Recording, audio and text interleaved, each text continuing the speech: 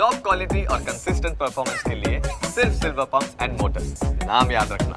વાત હવે ખેડાની કરીએ કે જ્યાં ઉત્તર સંડામાં જમીન માલિકના સગાએ જ જમીન માફિયાઓ સાથે ખોટા દસ્તાવેજ બનાવી લીધા ને એનઆરઆઈ ગામ ઉત્તર સાડાના પાદરે બુલેટ ટ્રેનનું સ્ટેશન બનાવવાનું શરૂ થતાં જ જમીનો ભાવ આસમાને પહોંચી ગયો છે।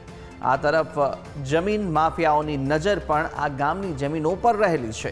ઉત્તર સાંડાના રાજેન્દ્રસિંહ પણ આમનો ભોગ બન્યા છે, જેમની પાસે બે અલગ અલગ સર્વે નંબરની જમીન છે। કરોડો રૂપિયાની આ જમીનોમાં મલાઈ મેળવવા માટે તેમના જ સગાએ ખોટા દસ્તાવેજ બનાવી 7/12ના ઉતારામાં પોતાના નામ દાખલ કરાવી દીધા છે। જે મુદ્દે રાજેન્દ્રસિંહે જિલ્લા કલેક્ટરની અધ્યક્ષતાવાળી એસઆઈટીમાં ન્યાય માટે અરજી કરી હતી। જે બાદ હવે રાજેન્દ્રસિંહે વડતાલ પોલીસ મથકમાં 5 વ્યક્તિઓ રમેશભાઈ ગોહેલ, મીનાબેન પરમાર, હેતુલભાઈ પટેલ અને પરિત કુમાર પટેલ સાથે રસિકભાઈ પટેલ વિરુદ્ધ ફરિયાદ નોંધાવી છે।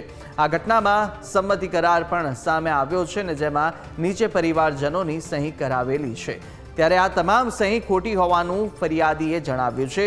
બીજી તરફ સંમતિ પત્રમાં જે વ્યક્તિઓના ફોટા લગાવી અને ફોટાની ઉપર સહી કરવાનો નિયમ છે, પરંતુ અહીં નથી ફોટા લગાવ્યા કે નથી કોઈ પણ વ્યક્તિના આધાર કાર્ડ રજૂ કરવામાં આવ્યા। બારોબાર સંમતિ કરાર કરી દેવામાં આવ્યો છે ને એટલું જ નહીં, સંમતિ કરારમાં જે ભારતીબેનના નામની સહી કરવામાં આવી છે તે વર્ષ 2020માં મૃત્યુ પામ્યા હોવાનું પણ મરણ પ્રમાણપત્ર પણ ફરિયાદીએ રજૂ કર્યું છે। જ્યારે આ સંમતિ કરાર વર્ષ 2022માં બનાવવામાં આવ્યો છે, ત્યારે બીજી મહત્વની વાત એ છે કે ખોટા અને અધૂરા દસ્તાવેજો રજૂ કર્યા બાદ પણ નડિયાદ મામલતદાર કચેરીમાં સમાધિ કરાર કરીને સાથે તૈયાર થઈ જાય છે અને જેના આધારે જ 7/12માં ખોટા નામ પણ ચડી જાય છે। ત્યારે મામલતદાર કચેરીમાં ફરજ બજાવતા અમલદારોની વિરુદ્ધ પણ તપાસ થાય તે જરૂરી બન્યું છે। ઓફિસે બે સીપ બે હશે, એમાં તમે દાખલ કરો તો અમે ત્યાં આગળ અરજી આપી એટલે પૂરી તપાસ થતો છેક તપાસ થતો સીટની અંદર અમને હુકમ મળ્યો કલેક્ટર સાહેબનો કે ભાઈ તમે હવે ફરિયાદ દાખલ કરી શકો છો। તો એના આધારે અમે વડતાલ પોલીસ સ્ટેશને ફરિયાદ દાખલ કરી છે।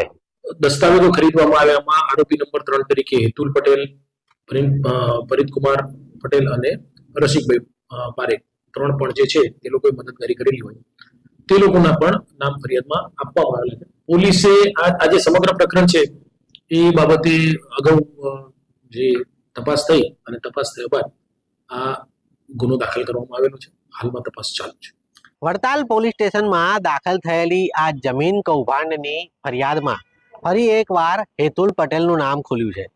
આ એ જ હેતુલ પટેલ છે જેણે અગાઉ નગરપાલિકાના પૂર્વ પ્રમુખના જમીન કૌભાંડમાં આ જ રીતે બોગસ કાગળ તૈયાર કર્યા હતા।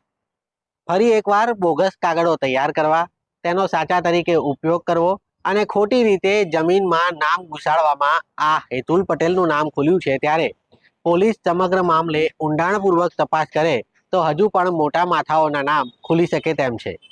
યોગી